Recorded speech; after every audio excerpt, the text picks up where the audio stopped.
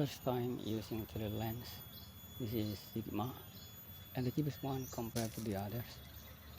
70-300 millimeter lens. I know it's too short actually for bird photography, but it's okay. So it becomes landscape photography with birds in the frame. Yeah, it's okay for me. And now I can enjoy spending time in nature with my tele lens.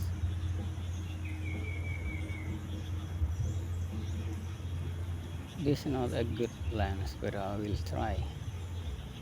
I think I can handle it. No stabilizer.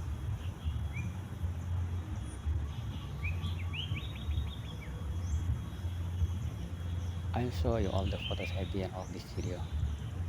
Let's see how sharp the photos.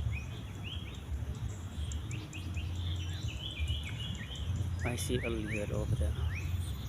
Okay, let's try to photograph that lizard from here. Quite cute.